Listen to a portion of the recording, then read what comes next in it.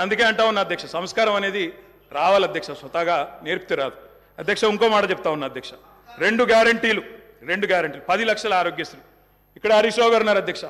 హరీష్ రావు గారు వైద్య ఆరోగ్య శాఖ మంత్రిగా ఉన్నప్పుడే 10 లక్షల ఆరోగ్యశ్రీ మేము అమలు చేసి సంవత్సరం దాటిపోయింది సార్. అది వారికి తెలియదన్న విషయం తెలియదు, తెలుసుకునే ప్రయత్నం చేయరు, అవగాహన లేదు, అనుభవం లేదు, ఇక నడుస్తూ ఉంది అధ్యక్ష. ఢిల్లీ నుంచి నామినేట్ అయ్యి వస్తే గట్లే ఉంటుంది అధ్యక్ష. 2 గ్యారంటీలు అమలు చేసినాం అనేది అచ్చు తప్పు. 2 గ్యారంటీల్లో మీరు అమలు చేసింది పావలా వంతు కూడా కాదు. ఇది ప్రజలను మభ్యపెట్టడమే, బుకాయించడమే తప్ప ఇంకోటి కాదు. ప్రజావాణి ప్రారంభించినాం. ప్రజావాణి కొత్తగా ప్రారంభించేది ఏంటి అధ్యక్ష? ఎప్పటి నుంచో ఉన్నది, ప్రతి మండే కలెక్టర్ ఆఫీసులో నడుస్తూనే ఉంది. మీరు ప్రారంభించిందే ఉంది. ఇనుప కంచెలు తీసేసినాం. నేను అడుగుతా ఉన్నా అధ్యక్ష, ఇనుప కంచెలు ఎవరేసినారు అధ్యక్ష?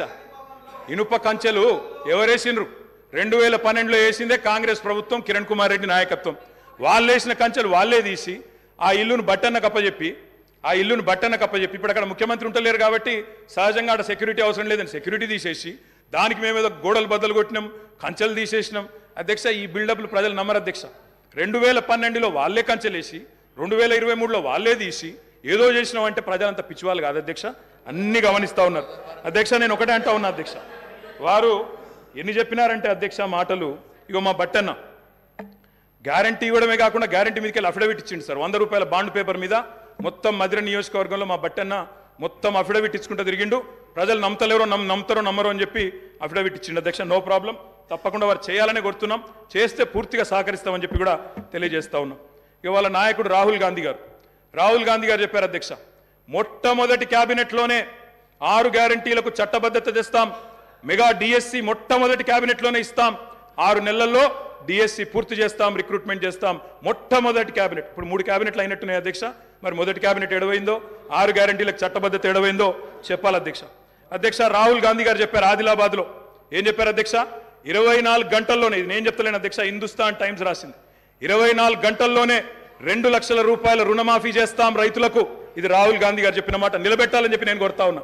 24 గంటలు కాకపోయినా 24 రోజుల్లోనైనా నిలబెట్టండి అని చెప్పి నేను కోరుతా ఉన్నా అధ్యక్ష. వారు చెప్పినారు కౌలు రైతులకు బీమా రుణాలు, కౌలు రైతులకు బీమా. కౌలు రైతులు ఎదురు చూస్తున్నారు రాష్ట్రంలో, మరి రుణాలు ఇవ్వమని కోరుతా ఉన్నారు అధ్యక్ష. ఇది రేవంత్ రెడ్డి గారు చెప్పారు.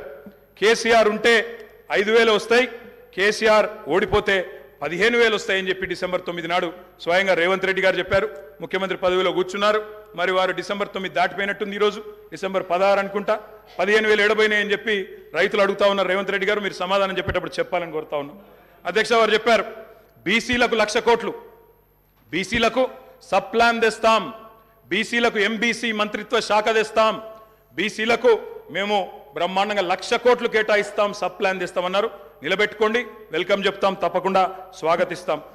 మోస్ట్ బ్యాక్వర్డ్ క్లాసెస్కి స్పెషల్ మినిస్ట్రీ పెడతామన్నారు అధ్యక్ష.